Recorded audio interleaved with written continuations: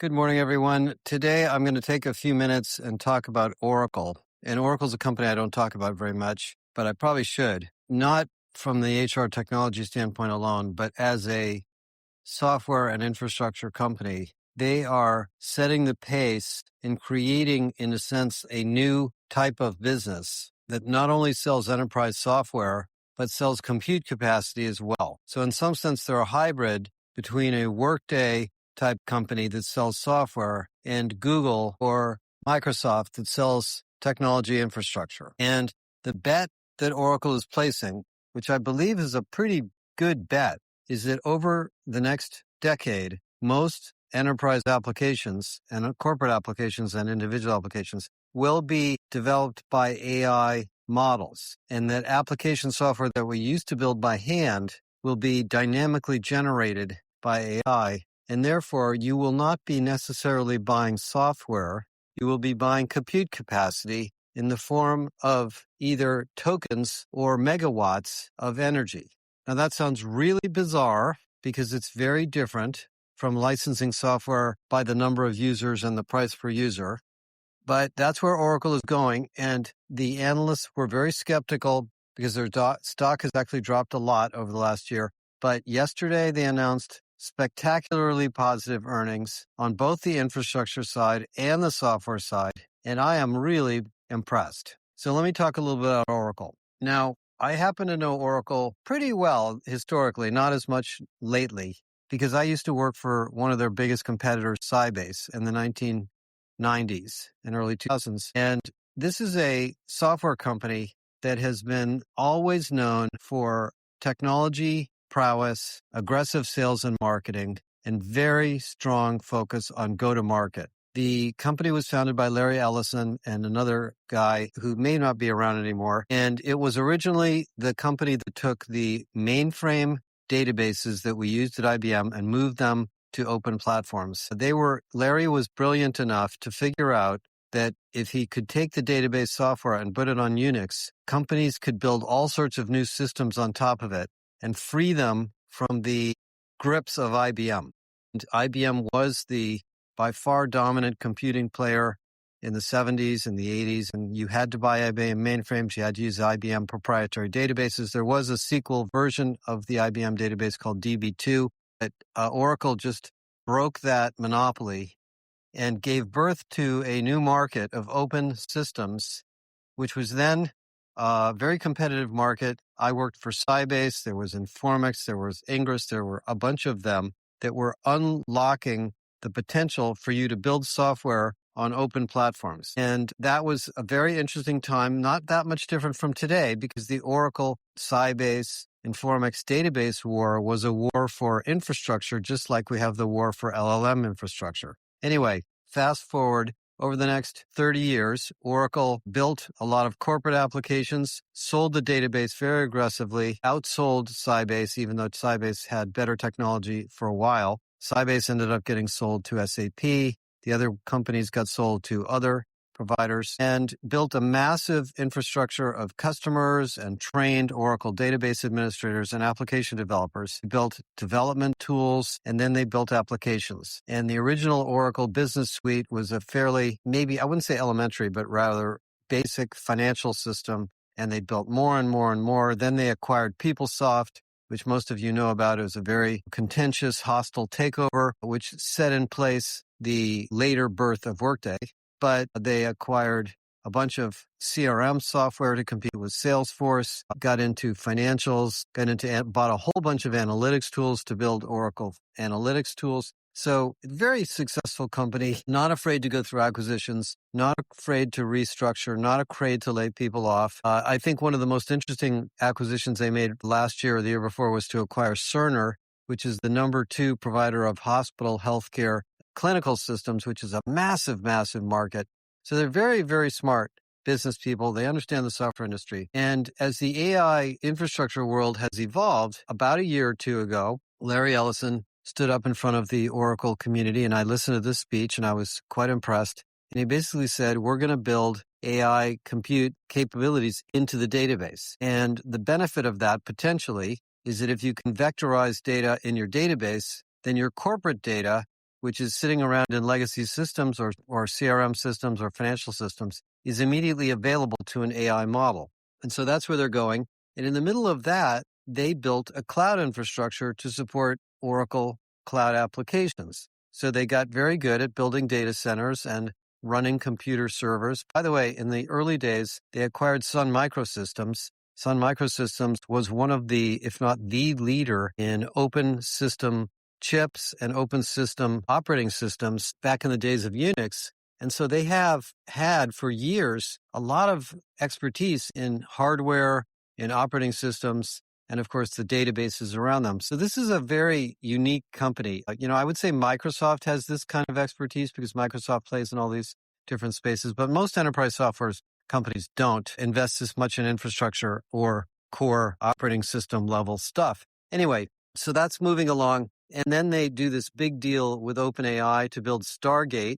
And they announce with President Trump a $100 billion investment in a giant data center. That apparently may have gone sideways, but what it really shows is the company's really leaning into this idea that software will be developed by AI. And interestingly enough, yesterday was the day of the Oracle earnings announcement, which was really, really good. I mean, the software revenue went up 13%. The infrastructure revenue went up something like 70%. But the infrastructure revenue is now equal to the software revenue. So they make as much money selling compute capacity to companies like Lucid Motors or Lockheed Martin as they do selling HCM software to JP Morgan or another bank. And they do both very aggressively and very well. And one of the things that Chris Leone, who runs the HCM product, he and I were just having a little debate on LinkedIn, is they've also built an AI studio through the acquisition of a bunch of smaller companies that allow people to build AI agents in the Oracle infrastructure within Oracle applications. So they're way into this AI reinvention of HR software and enterprise software in a big way. Now, Workday's not sitting down, and I'm going to talk more about Workday later, but we'll talk about them and SAP later. So anyway, so you look at the numbers and you see a company that is transitioning from selling licensed software to selling tokens to selling megawatts. And interestingly enough, when you go through the earnings announcement of Oracle, they talk about the fact that they delivered 400 megawatts of capacity, because one of the ways to measure compute capacity is the amount of energy that it takes to build that compute. Now, you can read my article for more details. And, I think this is a really, really fascinating business story and kind of bullish time for Oracle, despite the fact that their stock dropped. A day or two earlier, Jensen Huang, the CEO of NVIDIA, wrote an article that wasn't very long, but it was really, I think, profound, essentially saying that in the stack of technology and software that we have purchased for our companies all these years, the very top of the stack has always been the application. The bottom of the stack's the hardware, and then the middle of the stack is the middleware and the database software. And then there's security software and user interface software, and then on top is applications. And most financial analysts and buyers of software have always felt that it's the application layer that drives most of the value. I mean, I'm not saying it drives more value, but it drives a lot of the value. And then underneath it, these other markets for the other layers have competitive, markets of their own. Well, the point that Jensen was making, which I'm going to talk a lot about next week at Unleash, is that in the new world, a high percentage of the application software is generated dynamically by AI. And I don't mean just generated for a software engineer. I mean generated dynamically. When you go to an AI tool and you ask it a question, or maybe you give it a really complex prompt, you're essentially telling it to write a piece of software to answer your question. You may not see the software and it may not look like software, but it is dynamically assembling information for you.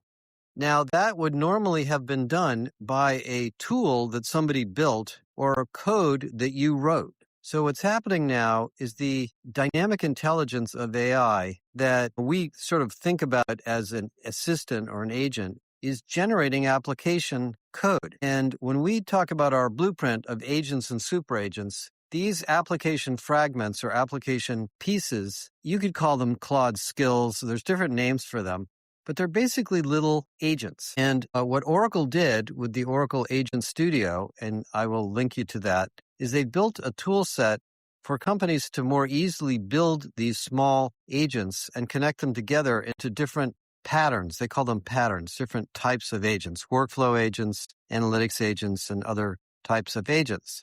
So Oracle is basically saying to their customers, we're going to keep selling you the applications we've built for you. We're going to keep building stuff for you in all these different parts of business. And we're also going to let you use our studio to add to the agents, change them, implement them, and build around them. And we're going to give you the infrastructure to run this stuff. So this is a new kind of company. I mean, SAP, to my knowledge, has not built a tool set like this. Workday is assembling this through acquisitions, but they have not quite launched anything nearly as sophisticated yet. And Oracle's revenues are sort of an order of magnitude bigger than these other companies. Now, SAP is very big because they have many, many applications. Workday is smaller. Salesforce is in sort of a different space, but has a similar problem. But what you see here is that the fundamental nature of an Oracle is different from the fundamental nature of a typical software company. In other words, AI is not a feature of Oracle. It is not a module of Oracle that you talk to. It's built into their infrastructure. It's built into their strategy. It's built into their business model.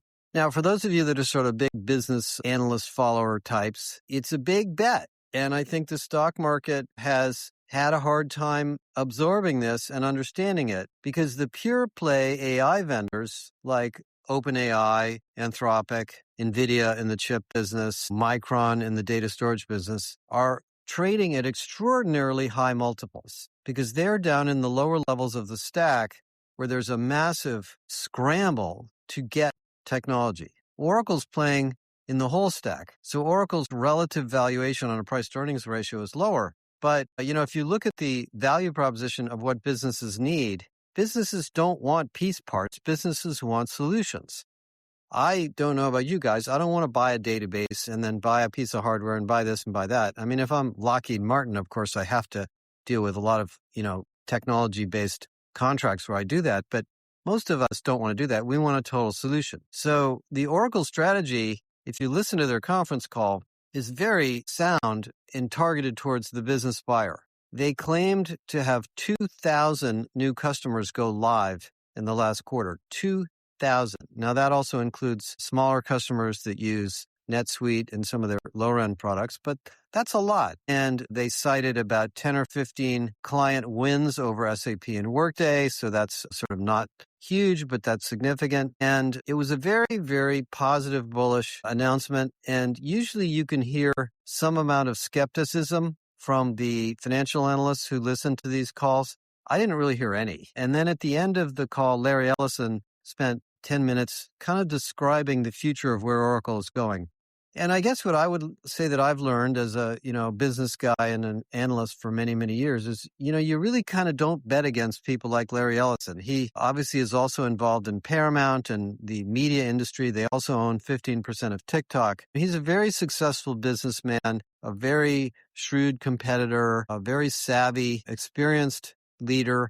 And Oracle as a company that, many people questioned over the years where they were going, in some sense is a beacon or a leader for others. Now, I'm sure there's going to be a lot of criticism from their competitors. This business software market is extremely competitive. There's a lot of fist fighting back and forth between the leaders. But it basically comes down to us and what we want to buy and what we want to use. So I'm going to do a little more of this kind of podcast. I want to talk about Microsoft fairly soon and all the stuff they're doing with WorkIQ. And just to give you a high-level perspective on what's going on in the technology market. And next week, I'll be at the Unleash conference. If any of you want to come talk to me, I'll be giving a talk there. And we're going to be releasing the new version of Galileo next week, and you'll hear all about that. So that's kind of my quick update for today.